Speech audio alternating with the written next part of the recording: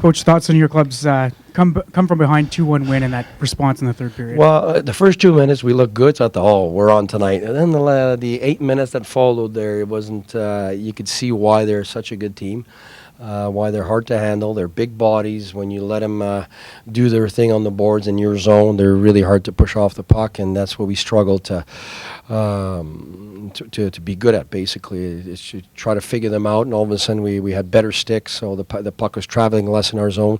So the last 10 minutes of the first period, you could see ourselves building up, and I thought the second and third we were really good. But then, as it's been for quite a few games now, we're getting so many great quality scoring chances. It does get very frustrating for the players. You could feel it. The guys squeeze the stick a little bit more, and then, power play now. I think I'll go light some candles at church. My goodness, the guy, great play, perfect one-timer, wide open net, my hands are up in the air, and then he hits their defenseman's knob and doesn't go in. So then you know that you're a little snake bit there. So the rest of the power plays, we got good chances there. A little mix-up on the 5-on-3. We were supposed to do another play. So I guess we'll go back to page 1 for the 5-on-3 on that one. But I think the 5-on-4, we did everything but score on a few occasions there. The rebounds were there, the flip right behind the goal instead of falling in the net. It falls on top of the net, goes behind the net. So the same for power play is the same as what we did 5-on-5, is to have the mental toughness to stick to it, but the same plays that are there. It's when you start changing everything, and then you don't have any plays, and you don't have any chances, and that's where you get lost. So right now, we just need to be a little sharper in our execution. We're going to put a lot of time on it. I thought we created a lot of scoring chances, some high-end scoring chances off the rush, inside the zone and power play. So that shows us that right there on the cusp of scoring more goals. And the character we displayed, I think, in at the end of the game was terrific. So real proud of the players. You mentioned some guys squeezing the sticks, Mark Stone being one of them, picks up his second goal. And he was in on the other one, too. Can that go a long way for his confidence? Yeah, but it's more than that. What I liked is that Mark was really good from the beginning to the end, and that was clearly by far his best game. And we all know, we've said it many times, it's hard to not have a camp and try to get your game back, and you're usually disappointed in yourself because you want to be the guy you were, when you finished the year. And I know I've seen that and I've lived it, and you get disappointed. You want to do things, and you try to overdo some stuff, and it gets tough mentally. So I'm real happy that I think today he played a hard, grinding game, and it paid off in scoring chances, and it paid off by the end. And their line gets 2 goals, so out of character, and I love it. To be honest with you, this is the perfect time of the year to be tested. Mentally, and because that's where you grow, and that's where you acquire mental toughness, and our players are every day showing us their resiliency. Finally, that third period was huge. Can part of it be that the guys see a goalie coming in cold off the bench who played last night? Is that some extra motivation for them to generate some offense? No, to be honest with you, we just stuck to what we were doing in the second period. We were getting so many good chances that we just stick to it, and that's part of the mental toughness, is when you start looking at different things. You hope for a break, and you hope for a weakness on the opponent's side. And that's not what you want. You want to do it yourself. You want to go get it, and you want to battle through. And our players on the bench were just focused on what we had to do. And the last 2 games were exactly what we've talked about. To be able to stick to it, whether we lead, whether we're trailing, it's difficult to do. It's very difficult to do. So that's the mental toughness that we didn't have at the beginning of the year, that we're slowly developing now, that will continue to serve us if we keep growing it. Thank you. J'imagine que ce n'est pas la manière que vous voulez gagner à chaque soir, mais à quel point c'est positif pour vous de voir votre équipe revenir de l'arrière et aller gagner un match tard comme ça? Si on gagne comme ça à chaque soir, je vais le prendre.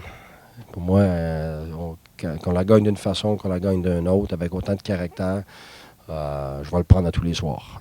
Les games faciles, pour moi, là, c'est pas ça qui te font grandir. Les games faciles, c'est ceux qui te font mal, parce qu'à long terme, tu n'apprends pas à batailler à travers l'adversité.